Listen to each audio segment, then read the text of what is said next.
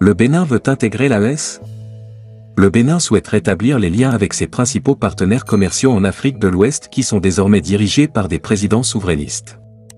Le président Patrice Talon l'a révélé à Porto Novo lors de son discours sur l'état de la nation au Parlement, jeudi 21 décembre. Nous voulons un monde libéré de la guerre et du terrorisme.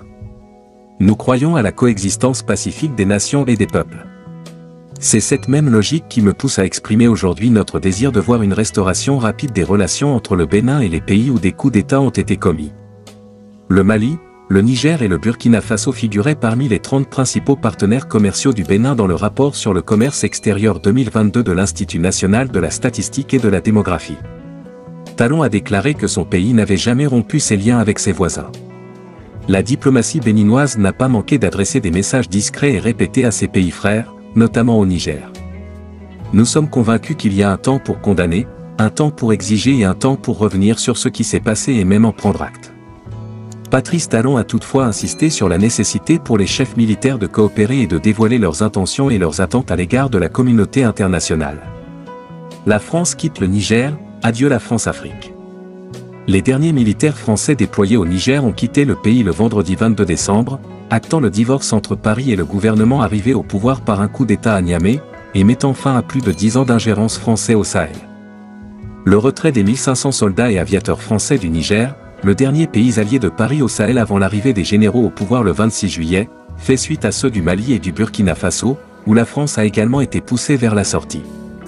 Les États du Sahel ont décidé de former une alliance, à l'initiative des militaires au pouvoir au Mali, au Burkina Faso et au Niger afin de coordonner davantage leurs efforts de lutte contre le terrorisme, en particulier dans la zone des 3 frontières. Ces 3 pays se sont rapprochés à la suite du coup d'État du Conseil national pour la sauvegarde de la patrie, CNSP, en juillet dernier, ainsi que des menaces d'intervention de la Communauté économique des États de l'Afrique de l'Ouest. Créée le 16 septembre 2023, l'Alliance des États du Sahel, AES, regroupe le Mali, le Burkina Faso et le Niger, renforçant ainsi leurs liens et leur solidarité dans le but de lutter contre le terrorisme. Ils sont liés par un devoir d'assistance et de secours en cas d'agression. Cette alliance promet une coopération renforcée entre les forces armées de ces 3 pays, qui rassemblent près de 100 000 soldats. À la suite d'une réunion, les ministres des 3 pays ont recommandé au chef d'État de l'AES la création d'une confédération regroupant les 3 pays, qui préfigurerait la mise en place d'une fédération regroupant les 3 pays sahéliens. Les ministres soulignent être conscients du formidable potentiel de paix, de stabilité, de force diplomatique et de développement économique que cette alliance politique offrirait. Ils ajoutent la nécessité de relever ensemble les défis communs aux 3 États. Pour cette raison, ils ont appelé à établir un cadre institutionnel formel pour les relations entre les États du Sahel, à la hauteur des liens déjà existants entre leurs peuples. Ce pacte de défense mutuelle de l'AES a été signé malgré la menace d'une intervention militaire de la Communauté économique des États de l'Afrique de l'Ouest, CEDEAO, pesant sur les auteurs du coup d'État au Niger. En octobre, le Niger a annoncé une réduction de 40% de son budget national suite à la suspension des aides budgétaires européennes et américaines, dans un contexte de tensions diplomatiques. En parallèle de cette coopération, le Mali et le Burkina Faso, sous sanction de la CEDEAO, avaient menacé d'intervenir aux côtés des putschistes de Niamey.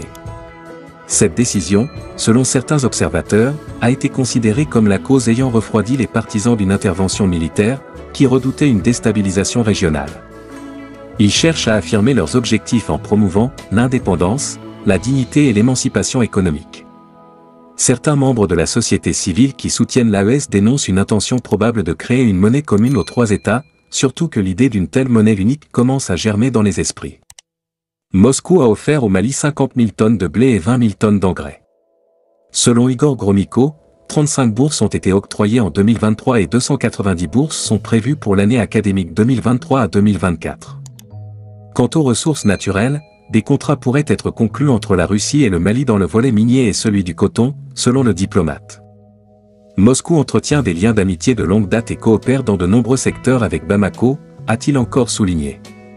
Un navire transportant du blé russe gratuit est arrivé dans un port de transit en Afrique de l'Ouest pour le Burkina Faso. Cette initiative de la Russie est un geste de solidarité envers les pays africains qui sont confrontés à une crise alimentaire. Les céréales sont en cours de déchargement et seront ensuite transportées par voie terrestre vers leur destination finale. Les céréales destinées à la Somalie sont déjà arrivées à destination. Quant au blé destiné à la République centrafricaine, il est actuellement au Cameroun et sera acheminé en Centrafrique dans un avenir proche. La Russie a annoncé son intention de fournir gratuitement des céréales à 6 pays africains en juillet 2023, lors du deuxième sommet Russie-Afrique qui s'est tenu à Saint-Pétersbourg. En plus du Burkina Faso, de la Somalie et de la République centrafricaine, les autres pays bénéficiaires sont le Zimbabwe, le Mali et l'Érythrée. La décision de la Russie de fournir des céréales gratuites aux pays africains est une réponse à la crise alimentaire mondiale qui a été exacerbée par la guerre en Ukraine. La Russie est l'un des principaux exportateurs mondiaux de blé et cette initiative devrait aider à atténuer la pénurie et les hausses de prix. Les gouvernements et les populations des pays bénéficiaires ont salué ce geste de solidarité.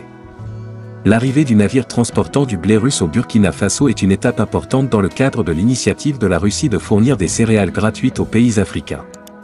Cette aide devrait contribuer à atténuer la crise alimentaire qui frappe le continent.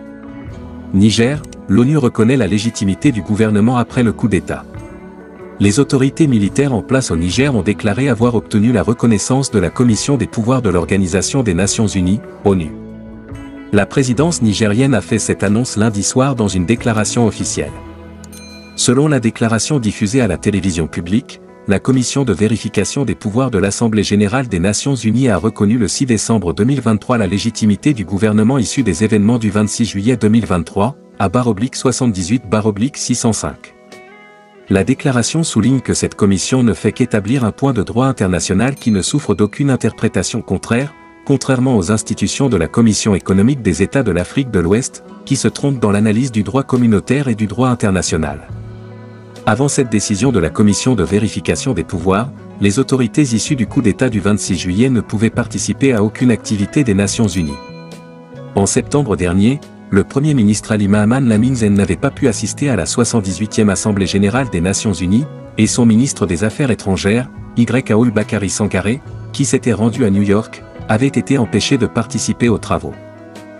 Dénonçant les « manœuvres sournoises » du secrétaire général des Nations Unies, Antonio Guterres, sous l'instigation de la France, le gouvernement nigérien avait expulsé la représentante résidente des Nations Unies au Niger, Louise Aubin, en octobre.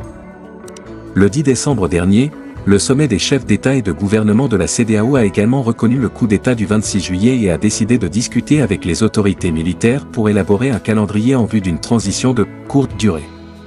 Une première rencontre a eu lieu à cet égard la semaine dernière entre le Premier ministre Ali Mahaman Lamine Zen et le ministre togolais des Affaires étrangères, Robert Dussey, dont le pays fait partie des médiateurs désignés par la CEDEAO. Avec cette décision de la Commission de vérification des pouvoirs de l'ONU, le Niger retrouve sa place dans le concert des nations et remporte une nouvelle victoire diplomatique.